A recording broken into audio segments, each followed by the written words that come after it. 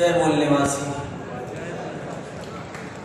Dash पे बैठे हुए तमाम मुअज़्ज़ज़ मेहमान, बाहर से तशरीफ़ लाए तमाम हमारे अतिथिगण, ये हम सब के लिए बहुत ही खुशी और मसर्रत का मौका है कि आज हम लोग मुल्क के मुख्तलिफ़ हिस्से से आए हुए, लेकिन हम सबों को एक ही चीज़ ने जोड़ा है, देखने में, पहनने में, सब में अलग अलग हैं, लेकिन हमको एक चीज़ ने हम लोगों को जोड़ा, वो है विचारधारा। अगर बात किया जाए कि बामसिफ या बीएमएम का अचीवमेंट क्या है, तो यही सबसे बड़ा अचीवमेंट है कि 6000 से ज़्यादा किस्म के लोगों को एक मंच पर और एक सभा में लेकर के आ गया। इससे बड़ा मैं समझता हूँ कि बहुत बड़ा हमारा अचीवमेंट है। यहाँ जब हम आते हैं तो लोग हमको मोहब्बत से मिलते हैं और हम लोग एक साथ मिल करके खाते हैं, पीते हैं। ये भी बहुत बड़ा अचीवमेंट है। आप जानते हैं कि यहाँ जो वन व्यवस्था जो यहाँ नाफिज है, उसमें क्या है कि कॉमन डाइनिंग नहीं हो सकता, एक साथ बैठ करके खा नहीं सकते, और कॉमन मैरिज भी नहीं हो सकता, लेकिन कॉमन डाइनिंग तो हो गया। तो ये बहुत बड़ा हमारा अचीवमेंट है। ये जो हमारा जो विचारधारा है, तो हम एक मुस्लिम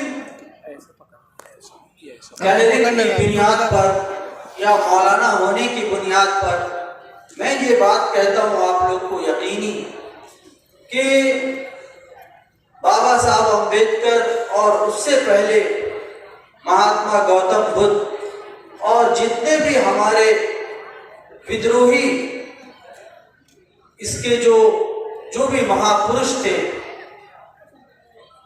उन सब की जो विचारधारा है और बाबा साहब अम्बेडकर की जो विचारधारा है, इसमें एक हरफ भी ऐसा नहीं है जिसको हम ये कह सकते हैं कि ये इस्लाम के खिलाफ विचारधारा। ये पूरा विचारधारा इस्लाम के मुताबिक है। और आप तो ये विचारधारा को आप किस तरह मानते हैं, नहीं मानते हैं, वो अलग बात है, लेकिन मैं आपको एक मुस्लिम मौलाना होने की बुनियाद पे ये बात कहता हूँ कि ये जो विचारधारा है बामसिफ का और बाबा साहब अम्बेडकर का, इस पर हमारा अकीदा है, हमारा ईमान है, और हम लोग इसी की तालीम पाते हैं।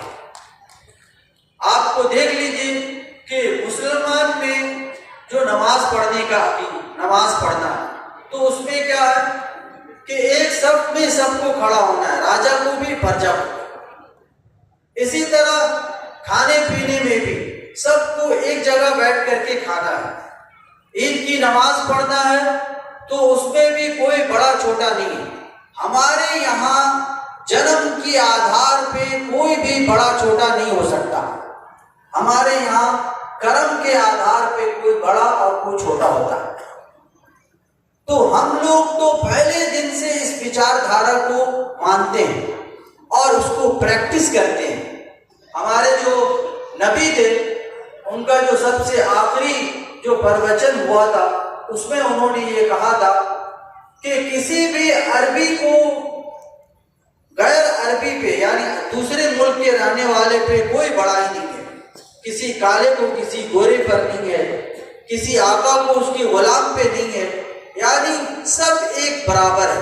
तो समानता की तालीम जो है, ये इस्लाम की रगो रेशे में डाला हुआ है, और इस्लाम में हर जगह, हर इबादत, हर प्रैक्टिस में इसको पूरा इसका ख्याल किया जाता है। लेकिन यहाँ जो इस मुल्क में जो हुआ वो ये हुआ कि मुसलमान थे उनसे सेग्रीगेट करके अलग कर दिया गया। और वो कैसे हुआ, क्या हुआ, उसकी अलग एक दास्तान है, एक कहानी है, वो तो यहाँ पे कहना, लेकिन ये हो गया।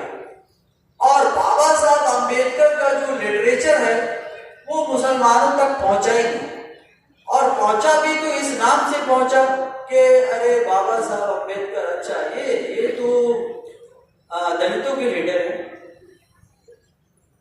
ये तो इनके लीडर है। मुसलमान कुछ भी नहीं जानते उनके बारे में। हम लोगों ने जब पढ़ा तो हम लोग को बहुत हैरत हुई। मैं आपको अपनी बात बताता हूं कि जब मैं कॉलेज में पढ़ता था हिफलू में, और वहाँ बहुजन समाज का मूवमेंट था, तो मुझे बार बार ये इतराज होता था, अरे यार ये लोग क्या मूवमेंट चलाते हैं, ये क्यों हमेशा कहते रहते हैं यार हमको पीछे कर दिए, हमको पीछे, हमको हक नहीं दे रहे, जाओ ना हक लो। मैं ये बोलता था, जाओ हक लो, तुमको किसने रोका। तो मुझे ये सारा षड्यंत्र और ये सारी साजिश का इल्म ही नहीं था। मैं अभी सोचता हूँ कि मैं कितना नावाकिफ था। तो जब हम लोगों ने ये सब चीजें जाना, समझा, पढ़ा, तो वो जो उलझाव था, जो बुद्धि था, वो खुलता गया।